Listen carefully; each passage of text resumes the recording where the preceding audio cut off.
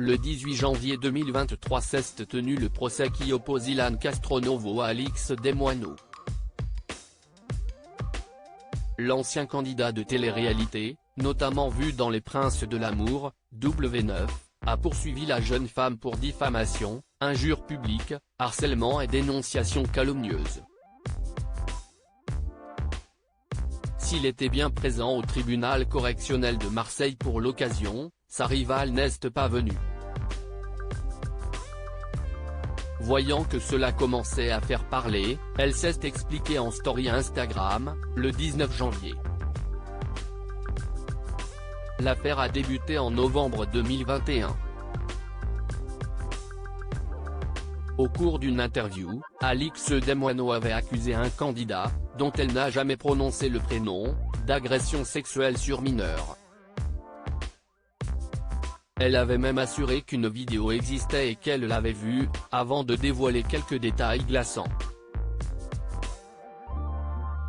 Bien qu'elle n'avait jamais cité Ilan Castronovo, les internautes l'ont vite accusée et harcelée sur les réseaux sociaux. Selon le principal intéressé, elle avait donné tellement de détails lors de son entretien qu'il n'y avait pas besoin de donner de nom. Ainsi, il réclame 705 000 € de dommages et intérêts, soit le montant des prestations télévision qu'il aurait été contraint d'annuler après sa mise en cause médiatique, ainsi que 10 000 € en réparation du préjudice moral. De son côté, l'influenceuse réclame 2 000 € de dommages et intérêts pour abus de constitution de partie civile, ainsi que le remboursement des honoraires versés à son avocat.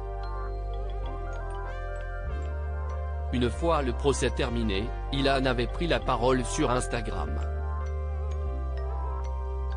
Alix n'est pas venue, moi je pensais qu'elle tenait tout ça un peu plus à cœur parce que c'est elle qui a créé tout ça, qui a en partie brisé ma vie.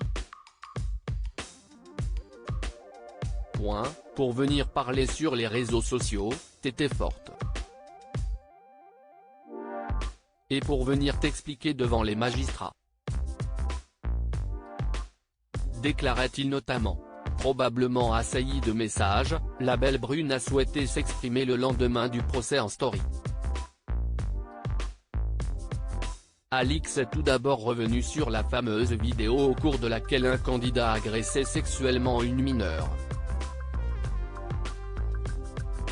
Elle assure que bien d'autres personnes l'avaient vue, mais qu'elle se gardait bien d'en parler. J'en avais déjà parlé en interne, à des membres de la production et j'avais eu des réponses plus que choquantes.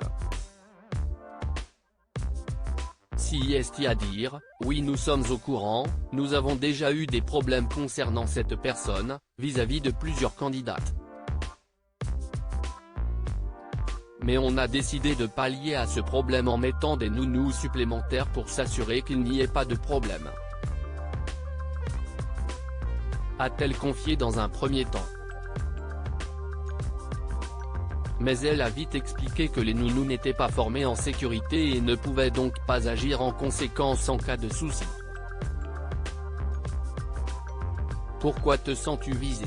Alix a ensuite expliqué pour quelles raisons elle ne s'était pas rendue au procès. Vous savez que je n'habite pas en France et qu'il y avait une audience qui était prévue il y a un mois, et que j'étais présente. Ils ont décidé de reporter le procès moins de 24 heures avant parce qu'ils se sont rendus compte que leur défense n'avait pas de forme. Je suis donc rentré chez moi. Et j'ai des impératifs qui font que je ne pouvais pas être là. En plus de ça, ce n'est pas moi qui porte plainte, si est quelqu'un qui porte plainte contre moi. Je ne suis pas obligé d'être présente. Je suis désolé, je ne vais pas dépenser un billet d'avion pour voir la tête de quelqu'un qui raconte de la merde. Enfin, Alix Desmoineaux a expliqué que pour être coupable de diffamation, il fallait désigner clairement une personne, ce qu'elle n'a pas fait. Elle a souligné que malgré tout, la seule personne qui a pris la parole sur ses réseaux sociaux pour dire qu'on parlait de lui, c'était Ilan.